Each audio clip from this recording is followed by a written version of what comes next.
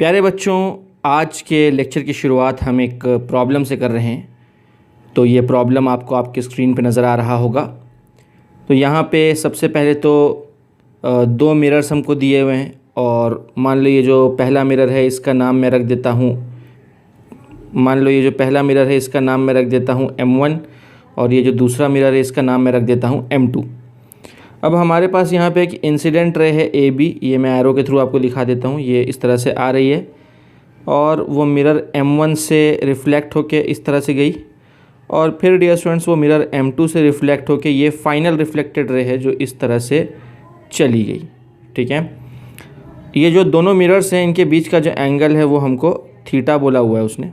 ठीक है, उसने बोला है कि AB यानी जो इंसिडेंट रे AB है that is parallel to mirror M2। ठीक है, ये गिवन डेटा है और उसने हमको बोला है कि जो फाइनल रिफ्लेक्टेड रे CD है that is parallel to mirror M1। ठीक है, तो ये दोनों चीज़ें गिवन डेटा के रूप में हमको दी हुई हैं और हमसे पूछा गया है कि बताइए कि थीटा की वैल्यू क्या होगी, यानी दोनों मिरर्स के बीच का जो एंगल है वो क्या होगा, ये हमें पता लगाना है। ठीक है, तो आओ देखते हैं डियर स्टूडेंट्स कैसे हम पता लगा सकते हैं। सबसे पहले तो हमें नॉर्मल्स ड्रॉ करने होंगे। तो यहाँ पे मैं एक नॉर्मल ड्रॉ कर देता हूँ कुछ इस तरह से। ठीक है, और यहाँ पे मैं नॉर्मल ड्रॉ कर देता हूँ कुछ इस तरह से। नॉर्मल जो है वो मिरर के क्या होगा, परपेंडिकुलर होगा। अब जाहिर सी बात है ये एंगल्स इक्वल होंगे, यानी कि ये वाला angle will be equal to ये वाला एंगल, क्योंकि angle of incidence is equal to angle of reflection. तो अगर मान लो ये x है तो ये भी क्या होगा, x होगा। ठीक है, सिमिलरली डियर स्टूडेंट्स अगर ये वाला एंगल y है तो ये वाला एंगल भी y होगा। ठीक है, बहुत अच्छी बात है। अच्छा, अब ध्यान देने वाली बात यह है कि क्योंकि ये वाली लाइन M2 के पैरेलल है तो करस्पॉन्डिंग एंगल से हम क्या बोल सकते हैं कि अगर ये एंगल थीटा है तो ये एंगल भी क्या होगा डियर स्टूडेंट्स, ये एंगल भी थीटा बोल सकता हूँ मैं करस्पॉन्डिंग एंगल से। सिमिलरली क्योंकि ये लाइन और ये वाली मिरर, ये रे और ये वाली मिरर पैरेलल हैं तो मैं क्या बोल सकता हूँ कि क्योंकि ये एंगल थीटा है तो ये एंगल भी क्या होगा डियर स्टूडेंट्स, ये एंगल भी थीटा होगा। ये भी करस्पॉन्डिंग एंगल से, क्यों, क्योंकि ये दोनों हमको आपस में पैरेलल दिए हुए हैं इसीलिए। ठीक है, बहुत अच्छी बात है। तो डियर स्टूडेंट्स देखो, अगर ये थीटा है और ये वाई है तो ये वाई है तो ये क्या होगा, ये वाला एंगल, ये एंगल क्या होना चाहिए, ये एंगल थीटा होना चाहिए। सिमिलरली डियर स्टूडेंट्स अगर ये एंगल थीटा है, ये एक्स है तो ये एक्स है तो ये भी क्या होना चाहिए, ये भी थीटा होना चाहिए। ठीक है, अगर आपको वैसे समझ नहीं आ रही है बात तो चलो मैं आपको दूसरे अंदाज से समझा देता हूँ। इसको समझाने का एक मेथड और है डियर स्टूडेंट्स। तो सपोज़ अभी मैं क्या बोल रहा हूँ कि सपोज़ ये वाला जो एंगल है, इस एंगल को मैं क्या बोल सकता हूँ, 90, ये पूरा 90 है ना, तो 90 माइनस वाई बोल सकता हूँ इसको। तो इसको मैं बोल रहा हूँ 90 माइनस वाई। और ये वाला जो एंगल है इसको मैं क्या बोल सकता हूँ, क्योंकि ये पूरा का पूरा एंगल 90 है तो इसको मैं बोल सकता हूँ 90 माइनस एक्स, ऐसा बोल सकता हूँ मैं। ठीक है, बहुत अच्छी बात है। अब डियर स्टूडेंट्स अगर हम यहाँ पर ध्यान से देखें तो हम थीटा प्लस एक्स क्या बोल सकते हैं, हम बोल सकते हैं कि theta plus x is nothing but 90। ठीक है, और अगर हम यहाँ पे देखें तो यहाँ से हम क्या बोल सकते हैं, theta plus y equal to 90। ठीक है, तो हम बोल सकते हैं theta plus y is equal to 90। ठीक है, बहुत अच्छी बात है। अब यहाँ से देखो कि अगर मैं इसको एक स्टेप फर्दर लिखूँ तो मैं क्या लिख सकता हूँ, theta is equal to 90 minus x. ठीक है, और इस वाले स्टेप को अगर मैं फर्दर लिखूं तो theta is equal to 90 minus y. पता ये चला कि 90 माइनस एक्स भी थीटा है और 90 माइनस वाई भी थीटा है ना। यानी इसको इक्वेशन नंबर 1 बोल दो, इसको इक्वेशन नंबर 2 बोल दो। यानी डायग्राम में आप देखेंगे डियर स्टूडेंट्स, मैं डायग्राम में आपको दिखाता हूँ। यानी ये जो 90 माइनस एक्स है ये भी थीटा है और ये जो 90 माइनस वाई है ये भी क्या है, थीटा है। है ना। तो अगर ये भी थीटा है और अगर ये भी थीटा है और ये तो वैसे भी थीटा है, तो ये ट्राइंगल जो है, ये वाला जो ट्राइंगल हमको दिख रहा है, इस ट्राइंगल का मैं कुछ नाम भी दे देता हूँ, मान लो इसको ओ बोल दो। तो इन ट्राइंगल बी ओ सी तीनों एंगल्स इक्वल हैं, तो इसका मतलब है तीनों एंगल इक्वल का मतलब है कि ये इक्विलैटरल ट्राइंगल है, और वहाँ पर थीटा की वैल्यू क्या हो जाएगी डियर स्टूडेंट्स, 60 डिग्री हो जाएगी। And this is our final answer, क्योंकि वही हमको निकालना था। ठीक है, देखा डियर स्टूडेंट्स, उम्मीद है आपको ये बात समझ में आ गई होगी। तो आप चाहें तो पॉज करके ये कॉपी डाउन कर सकते हैं। मैं आपको थोड़ा सा टाइम देता हूँ, फिर हम आगे बढ़ते हैं डियर स्टूडेंट्स अपने अगले टॉपिक की ओर। टॉपिक है number of images formed by 2 inclined plane mirrors. ठीक है, तो अगर 2 प्लेन मिरर्स हैं और दोनों at an angle theta angle पे दोनों रखे हुए हैं आपस में, ठीक है, और इनके बीच में कहीं तो भी हमने कोई पॉइंट ऑब्जेक्ट ओ रख दिया है, तो इस ऑब्जेक्ट के कितने इमेजेस बनेंगे। जाहिर सी बात है एक से ज़्यादा इमेज बनेगा, क्योंकि 2 मिरर्स हैं तो एक से ज़्यादा इमेजेस वहाँ पे बन सकते हैं। तो वहाँ पर डियर स्टूडेंट्स एक शॉर्टकट मेथड है, एक शॉर्टकट फॉर्मूला है। इस फार्मूला का डेरिवेशन भी है, पर डेरिवेशन बहुत लेंदी है और वो आपके किसी काम का नहीं है। ठीक है, तो इसीलिए डायरेक्टली मैं यहाँ पे आपको फार्मूला बता दूंगा और फार्मूला का एप्लीकेशन बता दूंगा, उतना ही हमारे लिए काफ़ी हो जाएगा, नीट के लिए हमारे लिए उतना ही काफ़ी हो जाएगा। ठीक है, तो अलग अलग केसेस में इसको डिवाइड किया गया है। यहाँ पे हम देख रहे हैं केस नंबर 1। तो सबसे पहले हमें क्या करना है, हमें चेक करना है कि जो 360 बाई थीटा है, 360 बाई थीटा, यहाँ थीटा क्या है, theta is the angle between the 2 mirrors, दोनों मिरर के बीच का एंगल इज़ थीटा। तो हमें चेक करना है कि जो 360 बाई थीटा है वो इवन है या ऑड है, पहले तो ये चेक करना है।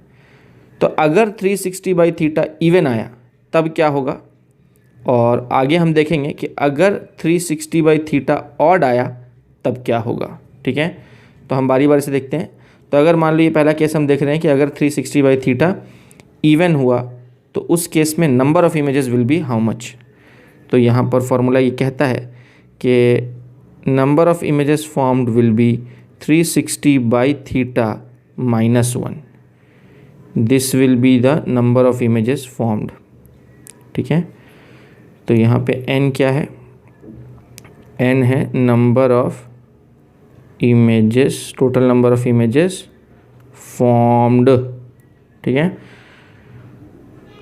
तो इसका एक एग्जांपल लेके हम देख लेते हैं डियर स्टूडेंट्स। सपोज़ हमारे पास 2 मिरर्स हैं, है ना, तो मैं आपको एक एग्जांपल दिखा रहा हूँ। तो सपोज़ हमारे पास 2 मिरर्स हैं और दोनों मिरर्स के बीच का एंगल सपोज़ 90 डिग्री है। ठीक है, 90 डिग्री का एंगल है दोनों मिरर्स के बीच में। तो हमारा थीटा क्या हो गया, थीटा 90 डिग्री हो गया, और हमारा एक पॉइंट ऑब्जेक्ट यहाँ कहीं तो भी रखा हुआ है, तो उसके कितने इमेजेस बनेंगे। तो पहले तो हमको चेक करना है कि 360 बाई थीटा की वैल्यू क्या होगी। तो यहाँ पे 360 बाई थीटा यानी 360 बाई 90 इज़ नथिंग बट 4। अब ये 4 कैसा नंबर है, एक इवन नंबर है, यानी 360 बाई थीटा क्या आ गया, इवन आ गया। तो अगर 360 बाई थीटा इवन है तो number of images formed will be how much, 360 by theta -1। तो हम लिख सकते हैं कि therefore the number of images formed will B 360 by theta -1 which will be nothing but 360 by theta जो कि ये है, which is 4 - 1 which is nothing but 3। तो total number of images formed will be how much dear students, it will be 3। ठीक है, तो उम्मीद है कि एग्जांपल भी आपको समझ में आ गया होगा। तो ये तो था हमारा केस नंबर 1, जब 360 बाई थीटा क्या हो, इवन हो। ठीक है, अब चलते हैं हम अपने अगले केस में कि जब 360 बाई थीटा ऑड हो, यानी अगर वो ऑड होगा डियर स्टूडेंट्स, तो उस केस में 2 केसेस बनते हैं। तो ये पहला केस है जो कि है object placed on an angle bisector, यानी ऑब्जेक्ट प्लेस्ड सिमेट्रिकली, और इसका दूसरा केस है object placed at a point other than the angle bisector, यानी ऑब्जेक्ट इज़ प्लेस्ड एसिमेट्रिकली। ठीक है, तो ये दोनों केस में फार्मूला अलग हो जाएगा, और देखते हैं कि ये वाला केस क्या है।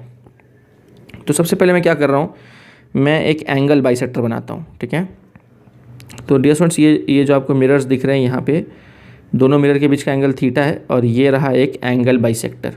ठीक है, सच दैट ये एंगल क्या हो जाएगा, θ/2, और ये एंगल भी क्या हो जाएगा, θ/2, और इसी एंगल बाइसेक्टर के ऊपर हमने एक पॉइंट ऑब्जेक्ट ओ रख दिया है, मान लो। ठीक है, तो ये वाला केस बन गया। केस क्या था हमारा, object placed on an angle bisector, यानी ऑब्जेक्ट को हमने सिमेट्रिकली प्लेस कर दिया है, ठीक है। क्योंकि ये जो लाइन है ये तो सिमेट्रिकली डिवाइड कर रही है उसको दो पार्ट में, है ना, इसीलिए इसको बोलते हैं ऑब्जेक्ट प्लेस्ड सिमेट्रिकली। तो इस केस में number of images formed will be how much, तो उसका फॉर्मूला क्या है, सीधा हम फार्मूला की बात करते हैं। तो इस केस में number of images formed will be again 360/θ-1, मतलब एग्जैक्टली वही फार्मूला जो पिछले केस में भी हमने यूज़ किया। देखो पिछले केस में भी हमने वही फार्मूला यूज़ किया था और इस केस में भी फार्मूला वही है 360/θ-1, ठीक है। तो प्यारे बच्चों कुछ एग्जाम्पल लेते हैं। सपोज़ एग्जाम्पल के रूप में अगर सपोज़ थीटा जो है वो 120 डिग्री है मान लो, यानी ये जो दोनों मिरर्स हैं उनके बीच का एंगल क्या है, 120 डिग्री है। तो इस केस में 360/θ क्या होगा, 360/θ, पहले हमको 360/θ चेक करना पड़ता है, तो 360/120 विल गिव अस 3, ठीक है। अब ये कैसा नंबर आ गया, ये तो एक ऑड नंबर आ गया, ये 3 जो है ये तो एक ऑड नंबर है। इसका मतलब है डियर स्टूडेंट्स कि ये इस कैटेगरी में आ गया, 360/θ क्या है, ऑड है, और ऑब्जेक्ट को मान लो कैसा रखा गया है, सिमेट्रिकली रखा गया है। तो अगर ऑब्जेक्ट सिमेट्रिकली रखा गया है तो this implies that number of images will be 360/θ-1, जहाँ पे 360/θ की वैल्यू क्या है, वो है 3, तो यानी कि 3 - 1 which will be equal to 2। दो इमेजेस फॉर्म होंगे, कब, जब थीटा 120 डिग्री हो और ऑब्जेक्ट को सिमेट्रिकली प्लेस किया गया हो, तो उस केस में number of images will be how much, 2, ठीक है। तो उम्मीद है कि आपको ये एग्जाम्पल भी समझ में आया होगा, ठीक है। हम और भी एग्जाम्पल्स ले सकते हैं डियर स्टूडेंट्स, जैसे कि सपोज़ हमको एक और एग्जाम्पल लेते हैं। सपोज़ हमको दिया हुआ है कि थीटा जो है वो सपोज़ 30 डिग्री है, ठीक है। थीटा 30 डिग्री है और उसने बोला है कि ऑब्जेक्ट को सिमेट्रिकली प्लेस किया गया है, तो बताइए कि number of images formed will be how much, ये क्वेश्चन बोला है उसने हमको। तो सबसे पहले हम क्या करेंगे, हम 360/θ की वैल्यू चेक करेंगे कि वो इवन आ रहा है या ऑड आ रहा है। तो हम देख रहे हैं कि 360/θ जो है 0 0 कट गया और ये 3/12 है, यानी कि 12 आ गया, ठीक है। तो ये 3 1 = 3, 3 2 = 6, 12 आ गया। 12 क्या है, 12 एक इवन नंबर है। इवन नंबर मतलब पहला केस, और पहले केस के हिसाब से नंबर ऑफ़ इमेजेस फॉर्म क्या है, 360/θ-1, यानी ये हो जाएगा 12 - 1 यानी कि 11। Number of images will B 11, ठीक है। तो उम्मीद है कि ये बात आपको समझ में आ गई होगी, ठीक है प्यारे बच्चों, बहुत अच्छी बात है ना। तो अब जो है तो ये हमने एक ऑड का भी केस देख लिया और हमने एक इवन का भी केस देख लिया है, ठीक है। तो चलो हम डियर स्टूडेंट्स आगे बढ़ते हैं और एक और एग्जांपल देखते हैं। सपोज़ अगर थीटा जो है वो 8 डिग्री हो, 8 डिग्री हो और ऑब्जेक्ट को कैसा रखा हो, सिमेट्रिकली रखा हो। अच्छा, यहाँ पे मैं एक बात बता दूँ कि केस नंबर 1 में अगर 360/θ इवन है, अगर 360/θ इवन है तो ऑब्जेक्ट सिमेट्रिकली रखा हो या एसिमेट्रिकली रखा हो फ़र्क नहीं पड़ता, नंबर ऑफ़ इमेजेस इतने ही होंगे, है ना। लेकिन अगर 360/θ ऑड हो तब फ़र्क पड़ता है कि ऑब्जेक्ट सिमेट्रिकली रखा है या नहीं रखा, क्योंकि दोनों केस में फार्मूला अलग हो जाएगा, ठीक है। तो एनीवेज अभी हम ये क्वेश्चन देख रहे हैं। तो थीटा 8 डिग्री दिया हुआ है मान लो, ठीक है, और थीटा हमको 8 डिग्री दिया है और उसने बोला है कि ऑब्जेक्ट को सिमेट्रिकली प्लेस किया गया है, तो बताइए कि number of images formed will be how much. तो सबसे पहले हम 360/θ चेक करते हैं कि वो इवन आ रहा है या ऑड आ रहा है। तो 360/θ यानी 360/8 और ये क्या हो जाएगा डिस्टेंस, 8 4 = 32 और 8 5 = 40। तो ये क्या आ गया डिस्टेंस, ये आ गया 45। 45 एक ऑड नंबर है, यानी ये दूसरा केस आ गया 2 का ए, क्योंकि ऑब्जेक्ट सिमेट्रिकली प्लेस्ड है और वो 360/θ की वैल्यू क्या है, ऑड है। तो therefore number of images formed will be how much, again 360/θ-1 which is nothing but 45 - 1 which is nothing but 44। इतने इमेजेस फॉर्म होंगे डियर स्टूडेंट्स। तो उम्मीद है कि ये बात भी आपको समझ में आ गई होगी। तो चलो देखते हैं हमारा अगला केस। अगला केस यहाँ क्या है, यहाँ भी 360/θ, यहाँ भी व्हेन 360/θ इज़ ऑड वाला ही केस है ये, लेकिन इस बार ऑब्जेक्ट को कैसा प्लेस किया गया है, एसिमेट्रिकली प्लेस किया गया है। यानी कि मान लो ये मैं एंगल बाइसेक्टर बना रहा हूँ यहाँ पे, तो सपोज डिस्टेंस ये एंगल बाइसेक्टर है और ऑब्जेक्ट को यहाँ नहीं रख के, ऑब्जेक्ट को बाइसेक्टर पे नहीं रख के कहीं तो अलग यहाँ रख दिया है एसिमेट्रिकली, मतलब at a position other than the angle bisector. तो ये एंगल तो θ/2 हो जाएगा, ये एंगल भी θ/2 हो जाएगा, और ये ऑब्जेक्ट जो है वो एंगल बाइसेक्टर को छोड़ के कहीं और रखा हुआ है। ठीक है, तो इस केस में number of images found will be how much. इस केस में याद रखना number of images found will be only 360/θ। पिछले केस में -1 था, लेकिन इस बार सिर्फ वो क्या होगा, 360 होगा। ठीक है, तो इसका भी मैं आपको एग्जाम्पल दे देता हूँ डियर स्टूडेंट्स। जैसे कि सपोज़ कि एग्जाम्पल लेते हैं, तो अगर मान लो डियर स्टूडेंट्स थीटा की वैल्यू जो है वो 120 डिग्री है। ठीक है, तो अगर थीटा 120 है तो यहाँ पे 360 और बोला है कि ऑब्जेक्ट कैसा रखा गया है, एसिमेट्रिकली रखा गया है। ऑब्जेक्ट कैसा रखा गया है, एसिमेट्रिकली रखा गया है। तो 360/θ यानी 360/120, ये तो 3 है, ये एक ऑड नंबर है, तो ये ऑड है और एसिमेट्रिक है, मतलब ये 2 का b है, केस नंबर 2 का b। तो therefore number of images will be what, only 360/θ, यहाँ -1 नहीं होगा, which is nothing but 360/120 which is nothing but 3। तो नंबर ऑफ इमेजेस क्या आ जाएंगे डियर स्टूडेंट्स, 3 इमेजेस आ जाएंगे।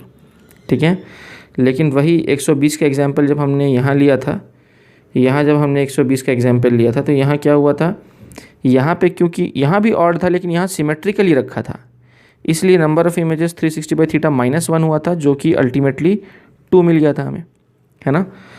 लेकिन क्योंकि बस अब इस बार जो केस हुआ है वो एसिमेट्रिक वाला केस हुआ है, इसीलिए इस बार नंबर ऑफ इमेजेस क्या हो गए, 3 हो गए। ठीक है, तो उम्मीद है कि ये सारी की सारी बात आपको समझ में आ गई होगी। अब याद रखने के लिए एक आपको मेथड बता देता हूँ कि याद कैसे रखा जाए। तो डियर स्टूडेंट्स याद रखो कि इवन मतलब शरीफ और ऑड मतलब बदमाश। मैं रिपीट कर रहा हूँ, इवन मतलब शरीफ और ऑड मतलब बदमाश। अब देखो शराफत का ज़माना नहीं रहा, जो शरीफ है उसको दुनिया में कई बार धोखा खाना पड़ जाता है, यानी माइनस खाना पड़ जाता है, लॉस उठाना पड़ जाता है। ठीक है, तो इसीलिए देखो पहला केस जब 360/θ क्या है, इवन है, इवन मतलब शरीफ, तो उसको एक माइनस खाना पड़ गया, यहाँ पे उसको क्या मिला, -1 मिला। ठीक है, आगे बढ़ते हैं। अब ये ऑड का केस आ गया, 360/θ क्या है, ऑड है, ऑड यानी बदमाश। अब बदमाश भी 2 टाइप के होते हैं, एक कम बदमाश और एक ज़्यादा बदमाश। तो ये जो पहला केस हम देख रहे हैं, when object is placed symmetrically, तो ये थोड़ा बदमाश है, ये ज़्यादा बदमाश नहीं है। क्यों? क्योंकि बेचारा शराफत से लाइन के ऊपर बैठा हुआ है। ठीक है, लाइन छोड़ के भाग रहा है क्या, इधर उधर भाग रहा है क्या, नहीं, लाइन छोड़ के इधर उधर नहीं भाग रहा। तो इसका मतलब ये उतना बदमाश नहीं है। ये ऑड तो है यानी बदमाश तो है, लेकिन चुपचाप से लाइन पे बैठा हुआ है, यानी सिमेट्री वाली लाइन पे बैठा है, मतलब ये उतना बदमाश नहीं है। तो देखो इसको भी माइनस खाना पड़ गया, इसको भी माइनस खाना पड़ गया। ठीक है, लेकिन जो फुल्ली बदमाश है, कौन है फुल्ली बदमाश, ये फुल्ली बदमाश है, ये ऑड भी है और साथ ही साथ लाइन छोड़ के इधर उधर भटक रहा, लाइन छोड़ के इधर उधर भाग रहा हो, है ना।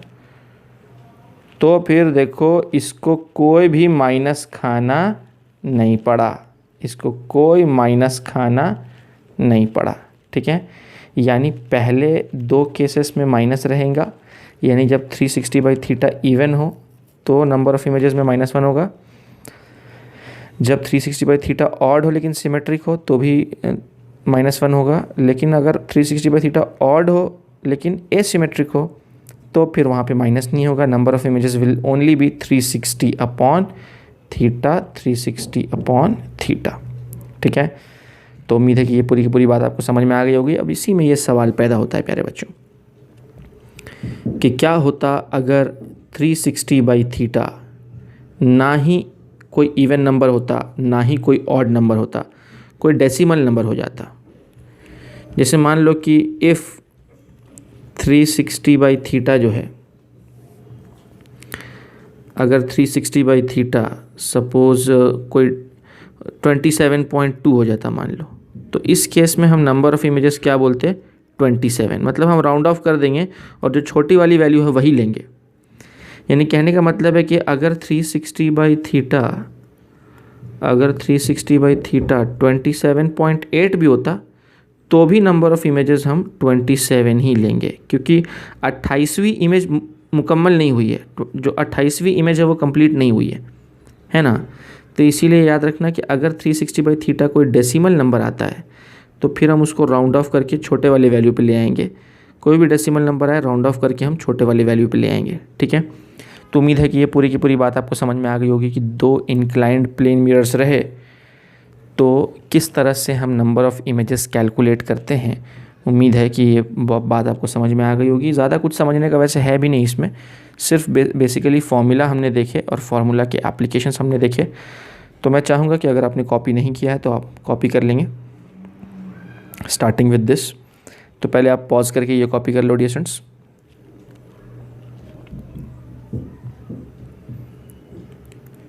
फिर आप पॉज करके ये कॉपी कर लो।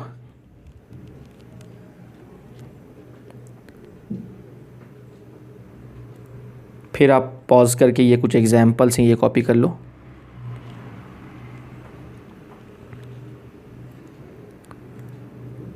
फिर आप पॉज करके ये कॉपी डाउन कर लेंगे।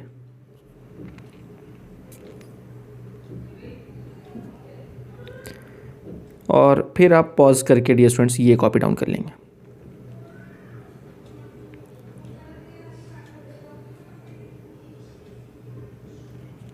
डियर स्टूडेंट्स, एक आखिरी बात बता के मैं आज का लेक्चर दी एंड कर रहा हूँ, और वो ये है कि if an object is placed between two parallel plane mirrors then the number of images formed will be infinite, है ना।